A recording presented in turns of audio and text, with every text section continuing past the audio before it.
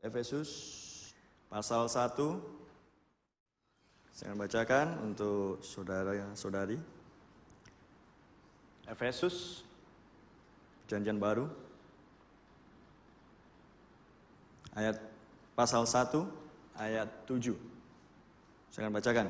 Sebab di dalam Dia dan oleh darahnya kita beroleh penebusan, yaitu pengampunan dosa menurut kekayaan kasih karunia-Nya, yang dilimpahkannya kepada kita dalam segala hikmat dan pengertian.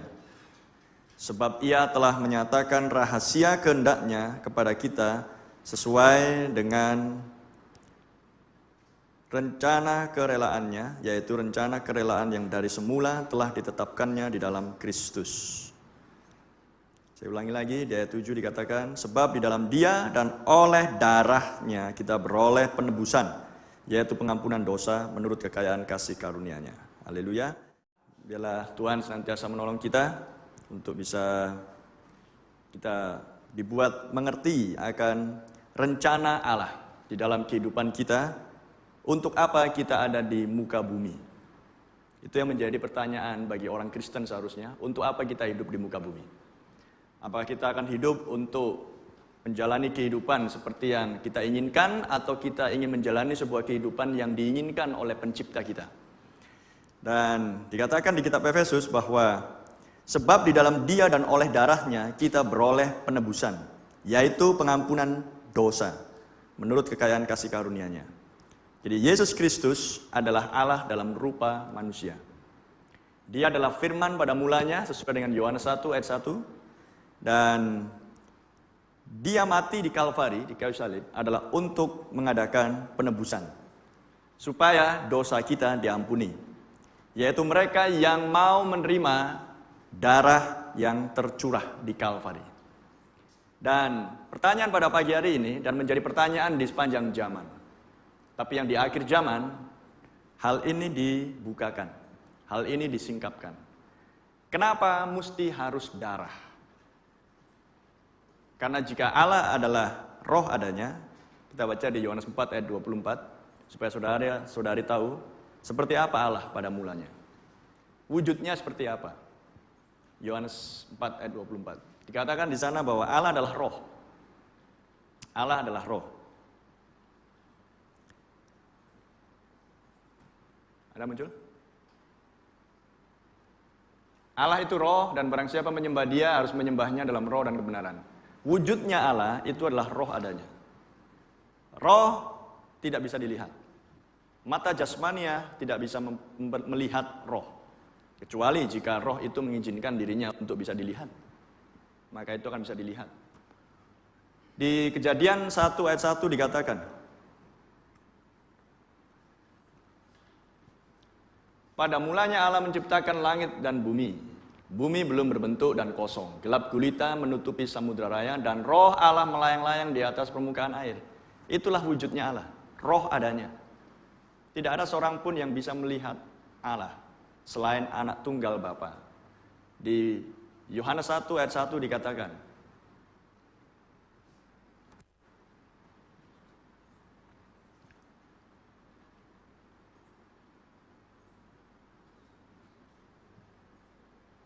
Yohanes 1 ayat 1. Pada mulanya adalah firman, firman itu bersama-sama dengan Allah, dan firman itu adalah Allah. Jadi Allah pada mulanya wujudnya roh, dan Dia adalah firman itu sendiri. Dan kemudian di ayat yang ke-14 dikatakan bahwa firman itu telah menjadi manusia. Dan itulah yang disebut dengan Yesus Kristus, Mesias. Dia diam di antara kita. Dan di ayat yang ke-19 dikatakan bahwa, ayat 18, tak seorang pun yang pernah melihat Allah, tetapi anak tunggal Allah yang ada di bangkuan Bapa, Dialah yang menyatakannya. Jadi tanpa Yesus Kristus, tidak ada seorang pun yang bisa melihat Allah. Tidak ada seorang pun yang bisa mengenal Allah. Tetapi Yesus Kristus sesuai dengan ayat yang ke-14 adalah firman yang menjadi manusia. Dan firman itu telah menjadi manusia, dan firman itu, Yohanes 1 ayat 1, adalah Allah sendiri. Pada mulanya adalah firman, Firman itu bersama-sama dengan Allah, dan firman itu adalah Allah. Jadi, kembali lagi kepada sebuah pertanyaan. Bagaimanakah mungkin seorang Allah yang adalah roh bisa mencurahkan darah dan mati di kayu salib? Itu adalah misteri besar, rahasia yang dari abad ke abad lamanya banyak orang tidak percaya, bahkan orang sulit untuk mengerti kenapa harus darah. Kenapa enggak air saja? Dipercik, trap, dosamu diampuni, selesai.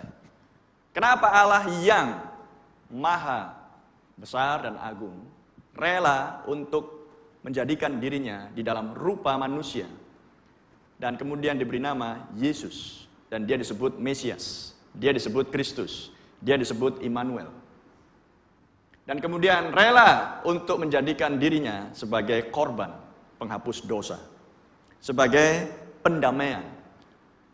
Dan dia rela untuk memberikan dirinya untuk dibunuh oleh orang-orang yang tidak percaya, oleh orang-orang yang berdosa.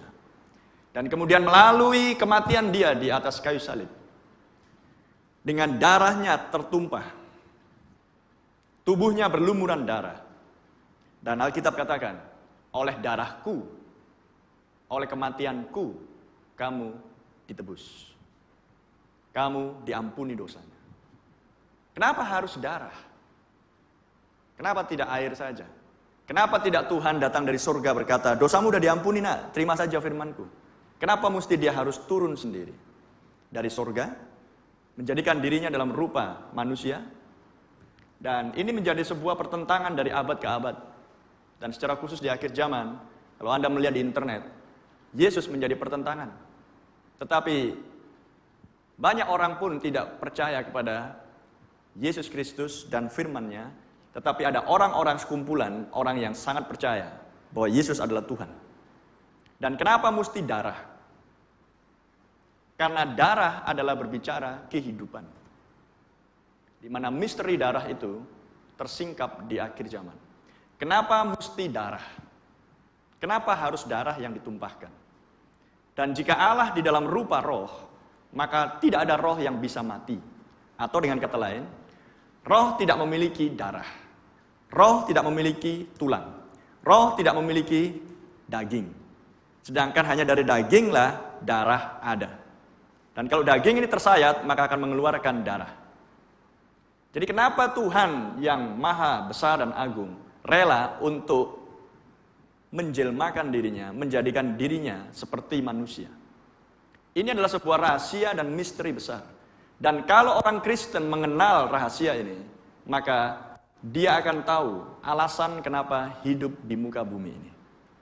Apakah saya akan menghidupi sebuah kehidupan semau saya, atau saya akan menghidupi sebuah kehidupan di mana Allah yang maha agung dan besar dan mulia itu sudah mengampuni dosa saya melalui penumpahan darah, dan saya harus hidup sesuai dengan setiap perkataan firman Tuhan. Penebusan sepenuh